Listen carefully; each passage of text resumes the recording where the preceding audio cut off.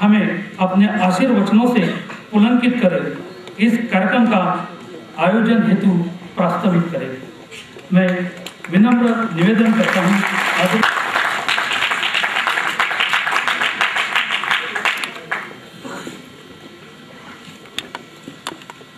गुरु ब्रह्मा गुरु विष्णु गुरुदेव महेश्वर गुरु साक्षात परब्रह्म तस्मै श्री गुरुदेव नमः। भारतवर्ष की समस्त मातृत्व शक्ति, पितृशक्ति, देव्य शक्ति, संत शक्ति, आराध्य शक्ति, जिन जिन महापुरुषों ने, स्वातंत्र वीरों ने हमारे राष्ट्र की संस्कृति को अक्षुण्ण रखने के लिए, हमारे राष्ट्र को स्वतंत्रता दिलवाने के लिए अपना सर्वस्व न्यौछावर किया,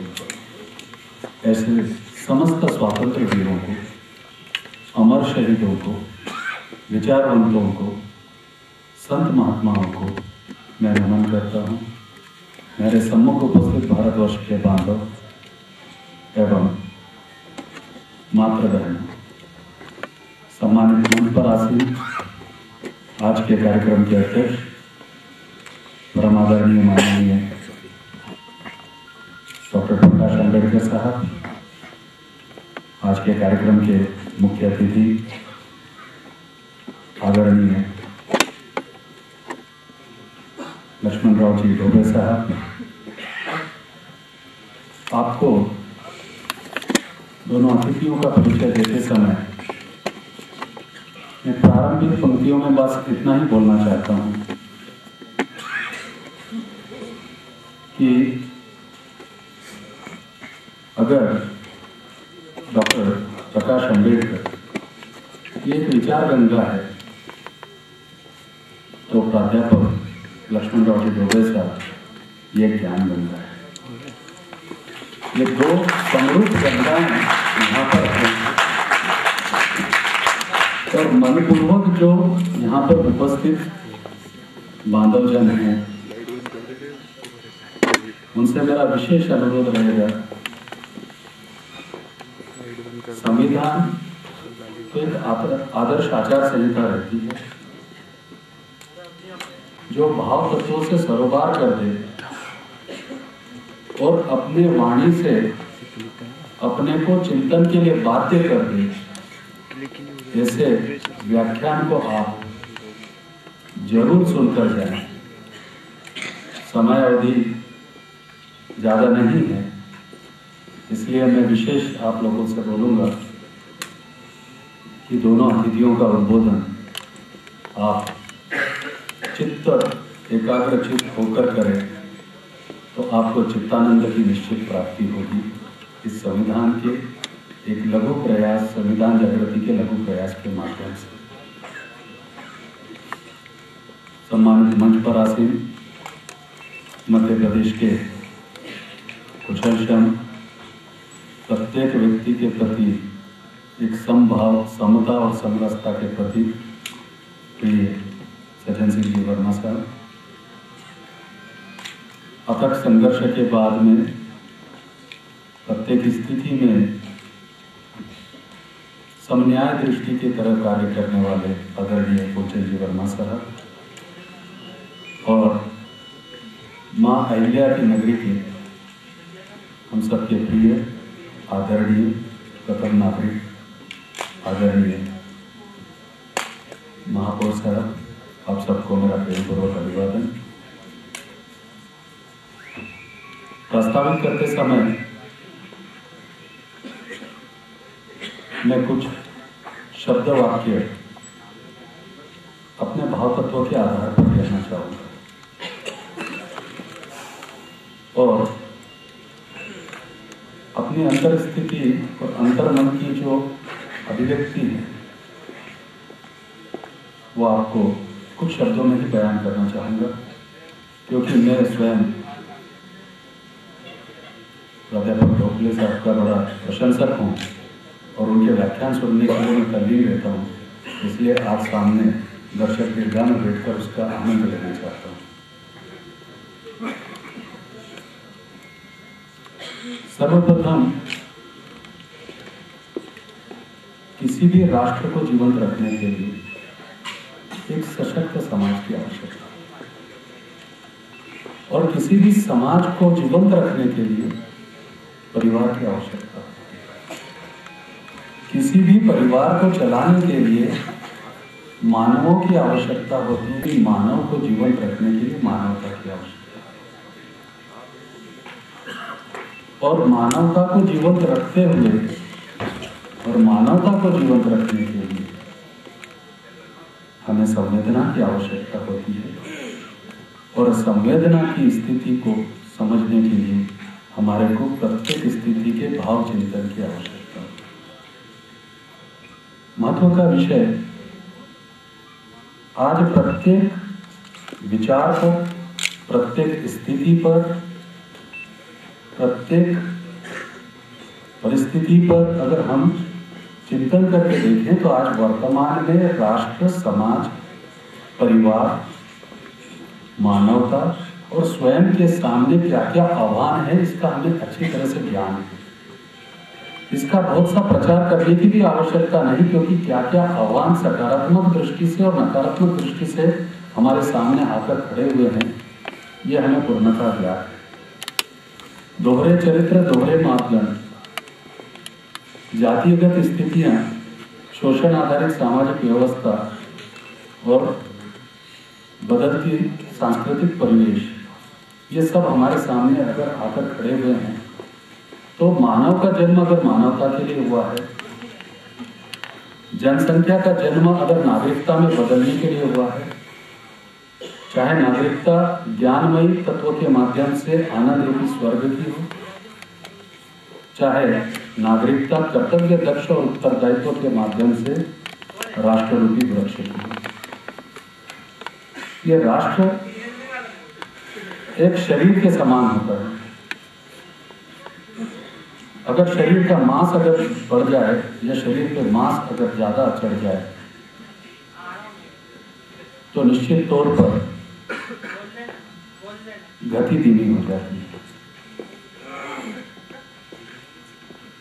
विकास की गति धीमी होती है,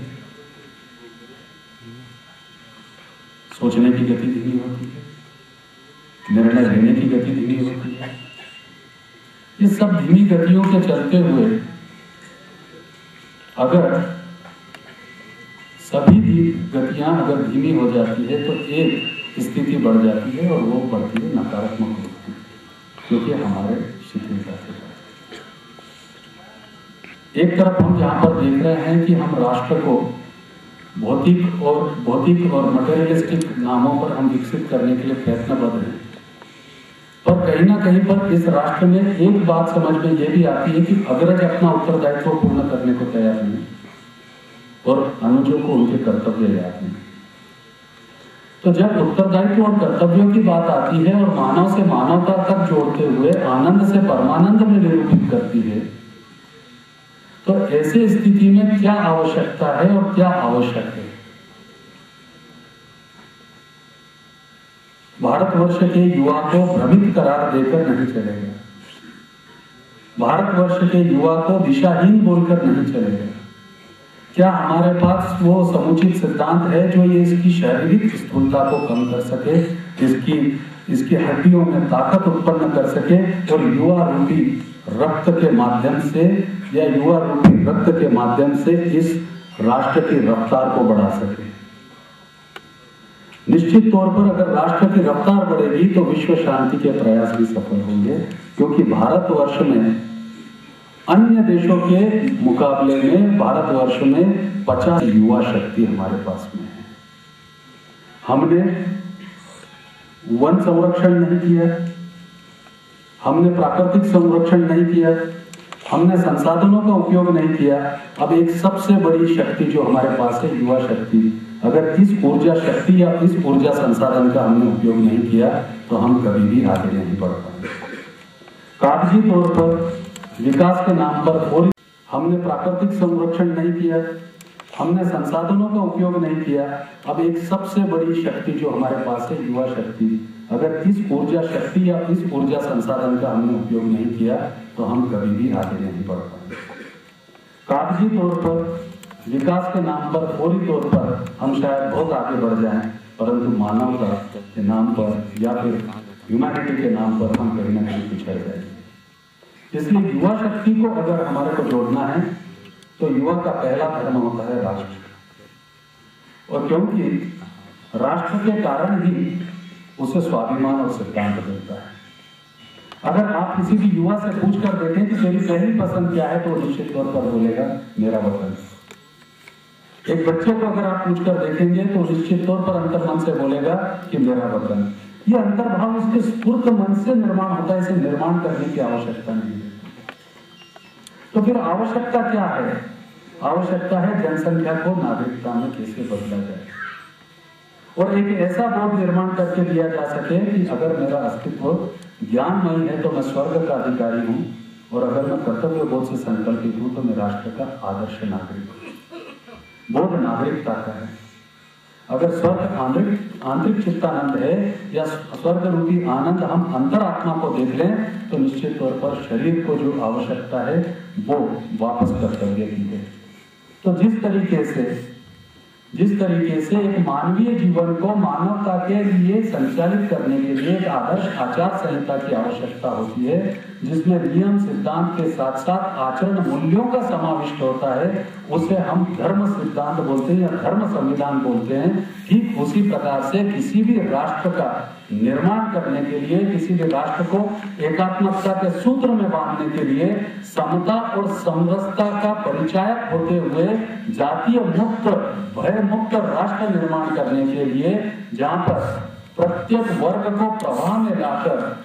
सम विचार करके नागरिकता का बोध दिया जा सके और कर्तव्य और उत्तरदायित्व का समन्वय साधकर युवा शक्ति के माध्यम से एक सशक्त राष्ट्र का निर्माण किया जा सके, उसको निर्माण करने वाली, उसको चलायमान रखने वाली जो आदर्श आचार संहिता होती है वो यानी संविधान राष्ट्र का होता है।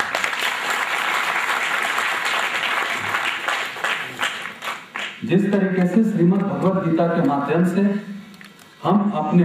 मानवीय जीवन का एक मैनेजमेंट सीखते हैं, उसी तरीके से हम अपने कॉन्स्टिट्यूशन के माध्यम से एक नेशनल मैनेजमेंट हम सीखते हैं। और उसी के माध्यम से आज जो भारतवर्ष की अवस्था है और भारतवर्ष की स्थिति है, इसका अगर हम आकलन करके देखें, मैं ज्यादा समय लूंगा नहीं, कि स्वतंत्रता मिलने के बाद में अगर हम देखें कि स्वतंत्रता मिलने के बाद में हमारे राष्ट्र में धार्मिक आयोजनों की बाढ़ से निर्माण होने के बाद में जगह जगह पर जातिगत संगठन भी खड़े हुए, सामाजिक संगठनों का भी तीव्र गति से उदय हुआ, फिर भी राष्ट्र की ग्लानि दूर नहीं होती। उसका मुख्य कारण क्या है? क्या हम इस युग का धर्म निर्माण कर पाए? एक ऐसा धर्म जो हमारे को श्रीमद् भगवद गीता के बताए हुए 26 गुणों के आधार पर ले चलता हुआ, महात्मा गांधी के चरितार्थ को सार्थक करता हुआ, और हमारे महापुरुष डॉक्टर बाबा साहेब अम्बेडकर, ज्योतिबा फुले, राजर्षि शाहू महाराज, छत्रपति शिवाजी महाराज जैसे महापुरुषों के विचारों को आगे ले जाता हुआ एक ऐसा राष्ट्र जो कि पूर्ण रूप से जातीय से मुक्त हो या फिर भेदभाव से मुक्त हो। स्पष्ट बात यह है कि हमारे लिए जो 50% ऊर्जा है, जिसे हम युवा शक्ति बोलते हैं, चाहे वो किसी भी वर्ग विशेष की हो, भारतीय के रूप में प्रवाह में लाना आवश्यक है। तभी हम इस युग का धर्म निर्माण कर पाएंगे सकारात्मक दृष्टिकोण के आधार पर। आज बोला जाता है सकारात्मक दृष्टिकोण रखो, स्वस्थ मानसिकता रखो, परंतु प्रतिकूल परिस्थितियां इतनी हावी हो जाती है कि हमारी आंतरिक स्थिति अलग होती है और बाह्य स्थिति अलग हो सकती है। आज का मानव अपने आप में द्विभाजक हो गया है। आत्मा एक तरफ भाग रही है, शरीर एक तरफ भाग रहा है, मन एक तरफ भागता है, विचार एक तरफ भागते हैं। इस तरीके की स्थिति में ऐसा कौन सा विचार है जो कि युवकों को उनके स्वाभिमान की याद दिला सके, समाज को उसके पूर्णत्व की प्राप्ति करवा सके और एक ऐसा समविचारी समाज निर्माण कर सके कि जिस पर चलते हुए यह भारत राष्ट्र विश्व गुरु के आसन पर विराजित हो सके। तो इसके लिए सार्थक छोटे प्रयासों की आवश्यकता है, ना ही इसके लिए हमारे को लंबे उबाऊ संवादों की आवश्यकता है। हमें सारगर्भित संक्षिप्त ज्ञान के माध्यम से ऐसे विचार और उस विचार पर कार्य करने की या कृति करने की आवश्यकता है कि जिस तरीके से हमारा राष्ट्र का संविधान महापुरुषों ने लिख दिया, अथक प्रयत्न करने के बाद में, समझाने के बाद में कपाटों में बंद कर दिया, परंतु आज भी अंतिम पंक्ति का मानव तो छोड़िए, प्रथम पंक्ति के मानव तक भी इस देश का संविधान हम समझा नहीं सके। 1000 साल बाद अगर जिस देश में धर्म समझाना पड़ता हो और 60 साल बाद जिस राष्ट्र में संविधान समझाना पड़ता हो, तो संविधान जागृति की आवश्यकता लगती है मानवता के रक्षण के लिए, नागरिकता का बोध देने के लिए। हास्यास्पद बात है और विचार करने की बात है कि हजारों साल बाद अभी आज हमारे देश में धर्म समझाना पड़ता है, सीखना पड़ता है। जो चीज प्रैक्टिस की है उसको हम लर्न करते हैं, और जो लर्न करने की चीज है उसे कहीं ना कहीं पर्दे पर आकर प्रैक्टिस करने को दिखाते हैं। ये दोहरे मापदंड को बदलने के लिए, इस राष्ट्र ग्रंथ का स्वाभिमान संभालने के लिए युवाओं में राष्ट्रध्वज के साथ, राष्ट्रगान के साथ राष्ट्र ग्रंथ का भी स्वाभिमान बढ़े, प्रेम बढ़े, और राष्ट्र प्रेम के प्रभाव में सभी युवक आए। इसीलिए ये छोटा सा प्रयास सदगुरुदत्त धार्मिक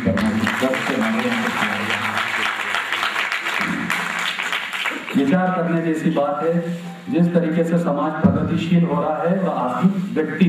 आत्मनिर्णयक्षम हो रहा है, अब विचार करने वाली बात यह भी आएगी कि आगे के समय पे हम हमारे महापुरुषों के आदर्शों को कैसे उठाएं। आज आवश्यकता है कि हम उन महापुरुषों के प्रति चिंतन करें, उन महापुरुषों के प्रति चिंतन करें कि उन्होंने राष्ट्र को क्या क्या दिया है, इस सभ्यता को, इस संस्कृति को, इस विचारधारा को संभालने के लिए उनका क्या योगदान दिया है। अगर हमारे पास आदर्श नहीं होंगे या फिर आदर्श के व्यक्तित्वों का चिंतन नहीं होगा, तो सामाजिक मूल्यों की स्थापना कैसी होगी और सामाजिक प्रबोधनों के माध्यम से या सामाजिक प्रबोधन का आधार हम कैसे तय करेंगे जब तक सद्गुणात्मक व्यक्तित्व नहीं हो। अगर हम घर में पूजा पाठ करते हैं तो समाज में महापुरुषों की भी आरती होना चाहिए। ये समय आ चुका है, इसका विचार भी इस देश के युवाओं में कर लेना चाहिए। मंदिरों में देव को रहने दो, मंदिरों में देव को रहने दो, आचरण में महापुरुषों को रहने दो। मंदिरों में देव को रहने दो, आचरण में महापुरुषों को रहने दो। मिलकर देव और महापुरुषों की ऐसी करो पूजा, कहलाओ भारतीय तुम, कहलाओ भारतीय तुम सदा। ये देश महापुरुषों का है, देवों का देश है। देव और महापुरुषों को अलग अलग करके नहीं चल सकता, क्योंकि देव भी सद्गुणात्मक व्यवस्था का भाग है और महापुरुष भी सद्गुणात्मक व्यवस्था का भाग है। मुझे एक देव का ऐसा वर्णन करके बता दें जिसका देह नहीं है, और अगर देह नहीं है तो एक देव ऐसा मुझे वर्णन करके बता दें कि जिसका अपना विचार नहीं है, और एक महापुरुष ऐसा बता दें कि जिसका देह नहीं है और अगर उसका देह खो चुका है तो उसका विचार आज तक जीवंत नहीं है। तो फर्क कहां है दोनों में? वो हमारे सामने होके गए हैं इसलिए महापुरुष हैं, अगले 500 साल बाद ये भी भगवान कहलाएंगे। विचार करने जैसी बातें हैं, और इसलिए डॉक्टर बाबा साहेब अंबेडकर, भारत रत्न जैसे महापुरुष, महात्मा गांधी जैसे महापुरुषों को भी हमारे मन मंदिर में बैठाने के लिए, हमारे युवकों के आचरण मूल्यों को राष्ट्र प्रेम में बदलने के लिए ऐसे महापुरुषों के आदर्श भी समाज के प्रथम पंक्ति से लेकर अंतिम पंक्ति के व्यक्ति तक जाना बहुत आवश्यक है। तभी समाज में समता और समरसता निर्माण होगी, और जिस दिन समता और समरसता निर्माण हो जाएगी, भय रहित समाज, स्वयं श्रीमद् भगवद गीता का जो समाज है वो निर्माण होने सिवा रह नहीं सकेगा।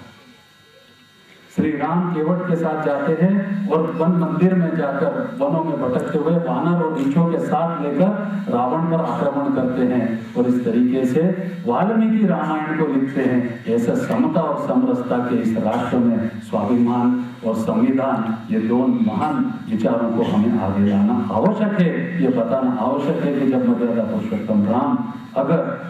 रीछों के साथ बंदरों के साथ, वानरों के साथ में लेकर रावण जैसे प्रतिकूल व्यक्तित्व का नाश कर सकते हैं, तो निश्चित तौर पर प्रत्येक विचारों की मदद होना चाहिए और प्रत्येक विचार प्रवाह में आना चाहिए और उसके माध्यम से सामाजिक परिवर्तन होते हुए समविचारी युवकों का समाज निर्माण होना चाहिए, जिसमें वो इस राष्ट्र के साथ, तिरंगे के साथ में, राष्ट्रगान के साथ में और राष्ट्र ग्रंथ के साथ प्रेम कर सके। जिस देश में युवाओं को संविधान मालूम ना हो, उस देश का वो रक्षण कैसे कर सकेंगे? किसी भी बात की आवश्यकता यह है, भावनाओं की आवश्यकता रहती है और भावनाओं का महत्व है, क्योंकि अगर हमारे राष्ट्र में ही अगर हम भावनाओं का निर्माण नहीं कर पाए तो मानवीय मूल्यों की रक्षा कैसे कर पाएंगे? समय अधिक हो रहा है, मैं मात्र 2 मिनट का समय लेते हुए आपको ये बोल के जाना चाहता हूँ कि इस संविधान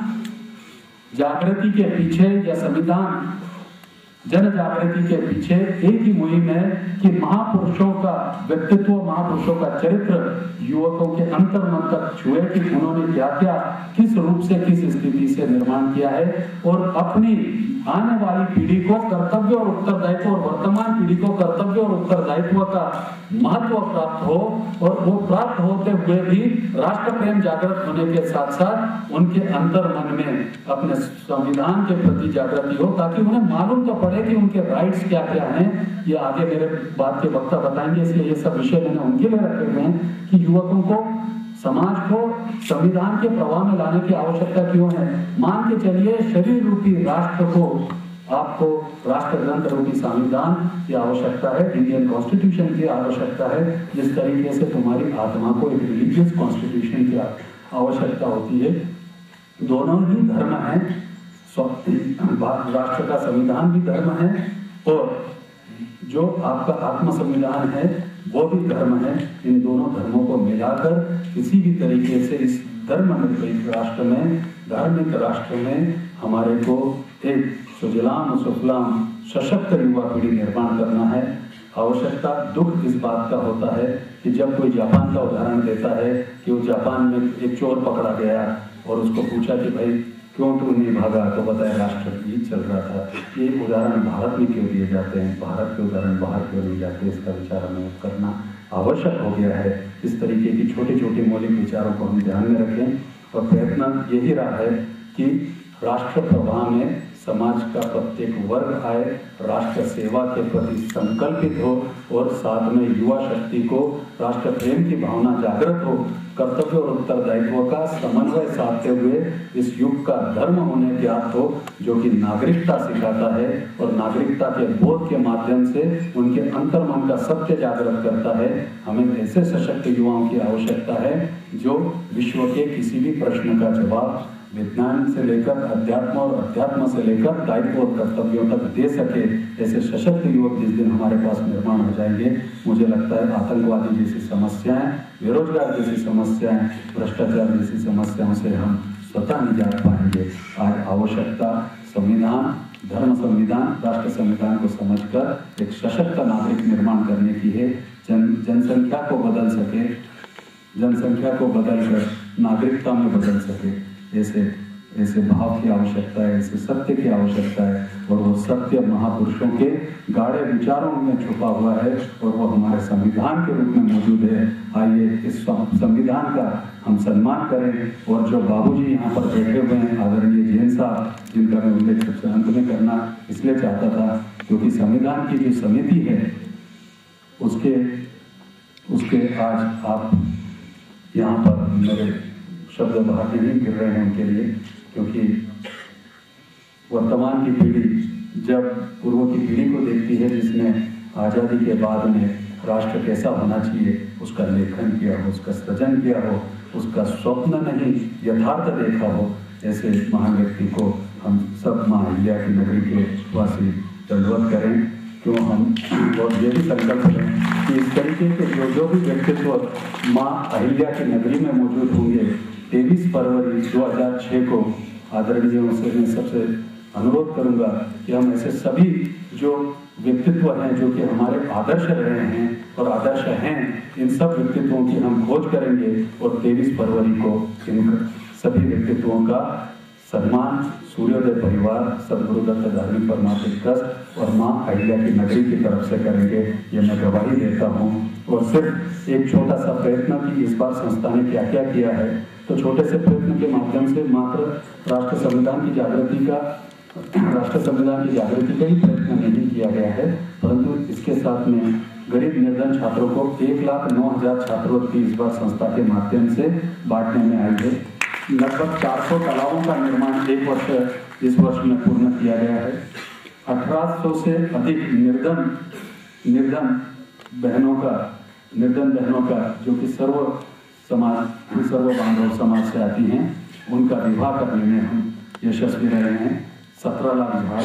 वृक्ष लगाने में हम यशस्वी रहे हैं। सबसे अच्छी योजना भी बालग्राम योजना है, जो अल्प भूधारक और अभूधारक के बच्चे हैं, उनके वो डॉक्टर्स, इंजीनियर और बाकी प्रोफेशंस में स्कॉलरशिप भी खुद की कैसे प्राप्त कर सके, और साथ में स्कॉलरशिप खुद की प्राप्त करते हुए एनवायरमेंटल प्रोटेक्शन कैसे कर सके। इसलिए प्रत्येक महाराष्ट्र के बुल्डाना जिले के 20 गाँव में, साथ में पुणे के अभी 2 गाँव में,